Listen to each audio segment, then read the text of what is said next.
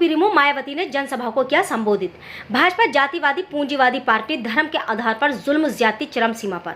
मुरादाबाद लोकसभा चुनाव 2024 के लिए मुरादाबाद सियासत का सबसे बड़ा अड्डा बन गया है। लगातार मुरादाबाद में सभी पार्टियों के सीनियर लीडर यहां जनसभाएं कर रहे हैं। सोमवार को बसपा सुप्रीमो मायावती ने जनसभा के लाइन पार स्थित मैदान से चुनावी जनसभा को संबोधित करते हुए कांग्रेस, सपा, भाजपा पर निशाना साधा। बसपा सुप्रीमो मायावती ने चुनावी जनसभा को संबोधित करते हुए कहा कि हमारी पार्टी ने टिकट बंटवारे में सर्व समाज को भागीदारी दी है। टिकट बंटवारे में हिंदू और मुस्लिम दोनों समाज को टिकट दिया है। जहां जिसकी आबादी अधिक है वहां उसे टिकट दिया है। मुरादाबाद में समाजवादी पार्टी ने क्या किया है? जहां मुस्लिम आबादी अधिक है वहां हिंदू को टिकट दे दिया। जहां हिंदू वोट अधिक होता है वहां वह मुस्लिम को टिकट देती है, और जहां मुस्लिम वोट अधिक होता है वहां वह हिंदू को टिकट देती है। लेकिन हमारी पार्टी ऐसा नहीं करती है। हम जहां उसकी आबादी अधिक होती है उसे टिकट देते हैं। उन्होंने आरोप लगाया कि भाजपा जातिवादी पूंजीवादी पार्टी है। इस बार आम चुनाव में वोटिंग मशीनों गड़बड़ी, नाटकबाजी, जुमलेबाजी इनके काम नहीं आने वाली। इन्होंने अपने वादे पूरे नहीं किए। ये अपने पूंजीपतियों को ही मालामाल करने में लगे रहे।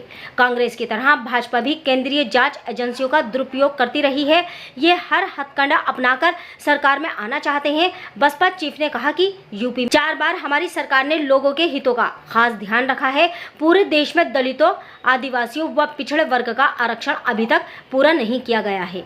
मुस्लिम व अन्य अल्पसंख्यक समाज के लोगों की हालत दयनीय बनी हुई है। भाजपा व संघ की सरकारों के चलते उत्थान व विकास बंदसा हो गया है। धर्म के आधार पर जुल्म ज्यादती चरम सीमा पर है और हिंदुत्व के नाम पर उत्पीड़न किया जा रहा है। उन्होंने कहा कि किसानों की समस्याओं का भी मायावती ने जिक्र किया। गरीबी, रोजगारी, महंगाई काफी बढ़ गई है। देश की सीमाएं पूरी तरह सुरक्षित नहीं है। लोकसभा चुनाव में कांग्रेस, भाजपा व इनके सहयोगी दलों को सरकार में आने से रोकना है। ये हर हथकंडा अपनाकर सरकार में आना चाहते हैं। मानवाधिकार इंडिया न्यूज से आसिम खान की रिपोर्ट। ये आपका ही है, आपके टैक्स से ही ये सारा कुछ आपको दिया जा रहा है, लेकिन आप लोगों को इससे मुक्तोगा किया जाता है। लेकिन इससे जो थोड़ी बड़ी खास सामग्री आपको दी जाती है तो इससे आपका स्थायी तौर पर भला होने वाला नहीं है। और वैसे भी इनकी ये जटिल समस्या देश में हर घर को काम देने से ही केवल दूर हो सकती है, जिसकी तरफ हमारी पार्टी की बड़ी सरकार विशेष ध्यान देगी। सरकारी नौकरियों में पिछले काफी वर्षों से अधूरा पड़ा आरक्षण का कोटा भी अभी तक पूरा नहीं भरा गया है। विशेषकर एससी व एसटी वर्गों के सरकारी कर्मचारियों का पदोन्नति में आरक्षण भी अब काफी हद तक प्रभावहीन बना दिया गया है। साथ ही केंद्र व राज्यों में भी विरोधी पार्टियों की रही सरकारों ने इन सभी वर्गों को प्राइवेट सेक्टर में आरक्षण दिए जाने की व्यवस्था किए बिना ही इनकी सरकारों के ज्यादातर सरकारी कार्य अब प्राइवेट सेक्टर के जरिए ही इनके बड़े बड़े पूंजीपतियों व धंधा क्षेत्रवादी को ही दिए जाने के कारण अभी तो पूरे देश में आरक्षण का बहुत कम ही लाभ मिल पा रहा है।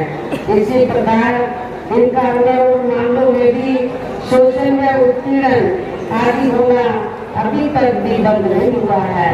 इनके साथ साथ मुस्लिम व अन्य धार्मिक अल्पसंख्यक समाज के लोगों की भी हालत हर स्तर पर यह काफी ज्यादा खराब व दयनीय बनी हुई है। इसकी जानकारी आप लोगों को भी है, खासकर मुस्लिम समाज के लोगों को इसकी काफी कुछ जानकारी है। इतना ही नहीं बल्कि पिछले कुछ वर्षों से केंद्र व राज्यों में भी बीजेपी व आरएसएस की सरकारों से चलते हुए अब इनका विकास एवं उत्थान आदि होना भी काफी हद तक बलशाली हो गया है। आए दिन इन पर खासकर धर्म की आड़ में कोई गुण जाति की या काफी ज्यादा चरम सीमा पर पहुंच चुकी है।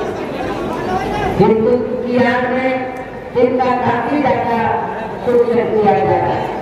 इनके साथ साथ अपने राज्य समाज में से विशेषकर गरीब लोगों की भी हालत हमें कोई खास रखे नजर नहीं आती है।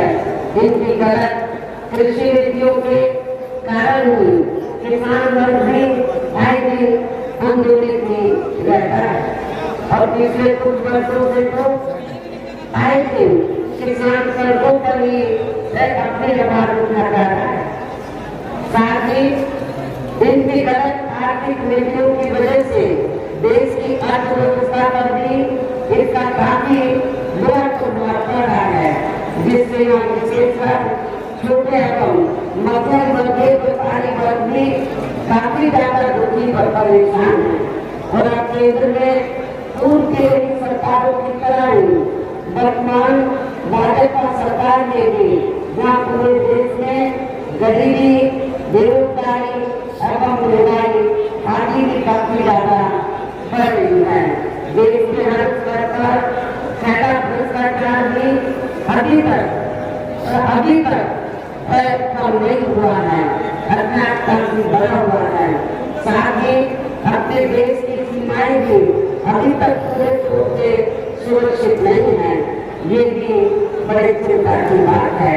ऐसे में आप लोगों को देश में हो रहे लोकसभा चुनाव में कांग्रेस, बीजेपी व इनकी सहयोगी पार्टियों को भी हवा बनाने के लिए खासकर मीडिया, ओपिनियन पोल या सर्वे आदि का जो बड़े पैमाने पर इस्तेमाल कर रहे हैं, तो उनसे भी अपनी पार्टी के लोगों को बिल्कुल भी गुमराह नहीं होना है।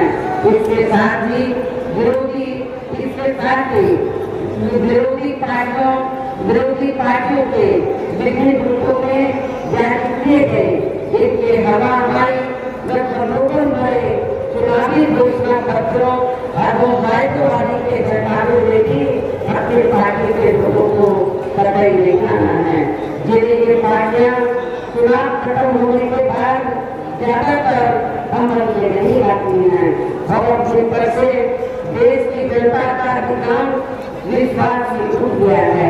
ये खास वजह है कि हमारी पार्टी किसी भी चुनाव में अपनी पार्टी का कोई भी चुनावी घोषणा पर